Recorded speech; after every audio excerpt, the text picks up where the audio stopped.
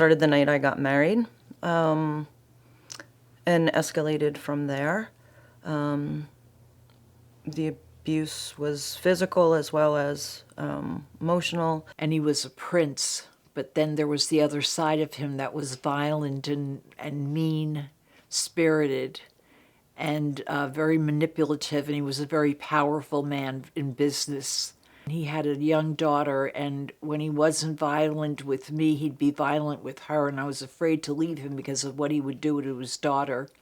When I was pregnant with my daughter, he held a gun against my pregnant belly and pulled the trigger. The gun wasn't loaded, but I didn't know it at the time. I'm a survivor of child sexual abuse and a few other abuses along the way. And I have always really wanted to find a place where I could really heal some of these deep-rooted things that were created because of this abuse. So I first came to Dasi, which was like coming to a place where you could feel like you were understood. Individuals and families have been coming to Dasi for help since 1984. Whether they have been abused or assaulted, controlled or threatened, in danger, or simply wanting to live their best lives, thousands of requests for assistance have been responded to since then. Survivors of domestic violence, sexual assault and abuse, and human trafficking of all genders, races, ethnicities, religions, ages, and abilities have been supported and helped in times of crisis and challenge. We do our very best to provide safe haven, to explain available options under the law, and to provide the emotional and practical supports needed during these critical times. We bring to the table experience, compassion, and an approach informed by trauma and empowerment models. Survivors bring to the table courage, determination, and all the strength they can muster. That courage is never more apparent than when an individual or family needs to flee from danger in their own home. Studies show that as many as 57% of all homeless women report domestic violence as the immediate cause of their homelessness.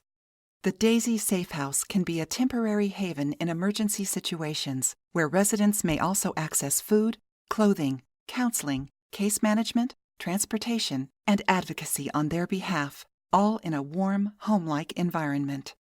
Apartments in the step-by-step transitional living program may be an option for those in need of longer-term housing once their safety has stabilized. I always pictured a shelter as being like an empty gymnasium or a warehouse. And I was very worried about bringing my daughter into a situation like that, which sounds probably crazy considering what she was coming from, but I was pleasantly surprised to find out that it was a home, like an actual house with a yard. At the safe house itself, what I found very comforting is just to be around other women that were in that situation. And I was so impressed by some of the amazing ladies that were in shelter. Smart, professional women that I drew a lot of strength from, even after I had left shelter. Well, my success started the day that I walked through the doors of the safe house. I was able to take a deep breath. And it sounded like paranoia, but they knew that I was telling the truth because they had dealt with things like this before. So it was very helpful for me to be there and to know that people there understood what I was talking about and what I was going through.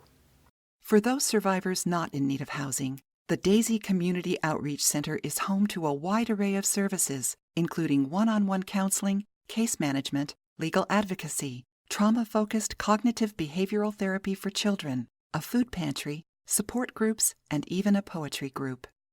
Many survivors come to Dasi in need of legal information and referrals.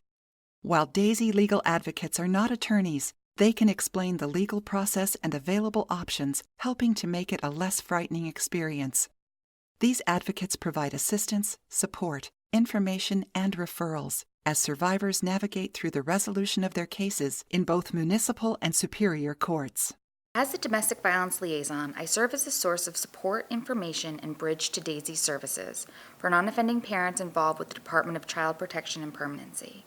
I can provide education on the dynamics of domestic violence and its effect on children, help with safety planning, attend home visits alongside their caseworker, and provide referral to Dasi programs.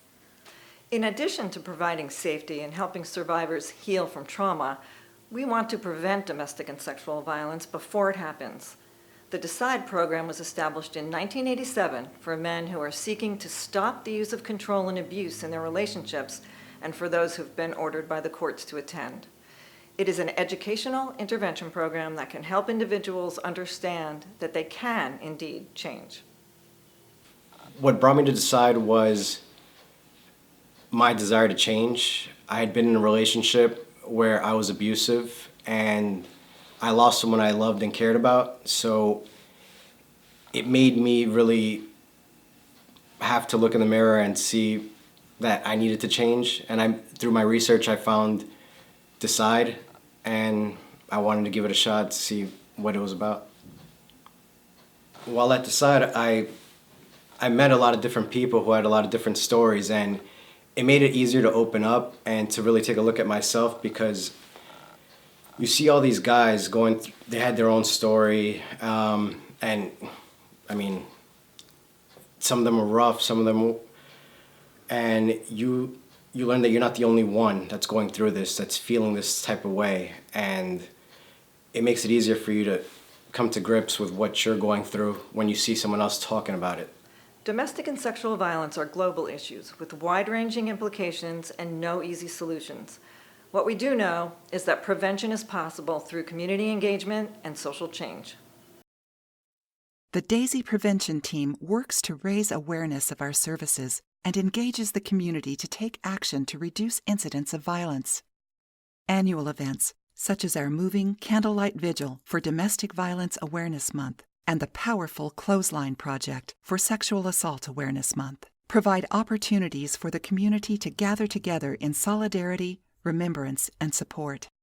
Dasi also works closely with local schools and colleges, empowering youth to build more equitable and healthy relationships by focusing on media literacy skills, bystander skills, and healthy relationship coaching. A partnership with Sussex County Community College enables Dasi to hold office hours on campus twice a week and to provide educational presentations. Volunteers play an integral role in helping Dasi meet its mission. Specially trained volunteers responding on the Sexual Assault Response Team meet with sexual assault victims at Newton Medical Center or the police station in the Sussex County jurisdiction where the assault occurred. The confidential sexual violence advocate can provide information about and support during a forensic exam and during the law enforcement interview. Domestic Violence Response Team volunteers meet victims and their children at police stations after a domestic violence incident to offer support, information, and referrals to local services. Along with one paid manager, a great group of volunteers help run Dasi's Morning Glory Thrift and Gift Shop in Andover, a fundraiser established in 2011 to support our programs, services, and facilities. Volunteers also work in the Community Outreach Center answering phones and keeping the food pantry stocked. They help with events, pick up donations, and assist with maintenance of our buildings. We could never accomplish all that we do without them. And generous community partners regularly help us help those in need by filling critical gaps, from food and gift drives to bake sales, shelter showers, and holiday donations. There is no end to their generosity and kindness. With the financial support of our state and our community, Dasi has served over 30,000 victims and survivors of domestic and sexual violence and human trafficking, and over 5,000 men in the DECIDE program.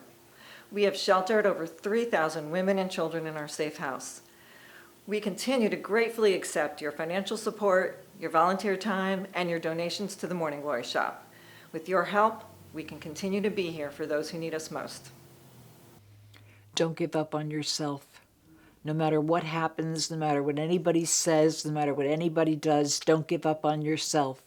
There's always help. There's always hope. Hang on patiently expecting. That's what hope stands for. Don't give up. Any step you take, Dasi's willing to meet you at that level. There's a whole life out here, and it's just taking that step and finding that peace in you that knows that you can do this, because you can do this. Daisy se enfoca en ayudar a las personas que son abusadas por su pareja, al igual que a los sobrevivientes de la violencia sexual y la trata de personas. Los servicios de Daisy están disponibles en español. Para más información o para hacer una cita, por favor llame al 973-579-2386, extensión 235. If you or someone you know needs our help, call the Daisy 24-hour helpline at 973-875-1211. Anonymous and collect calls are accepted. Or try the Daisy chat line at www.daisy.org.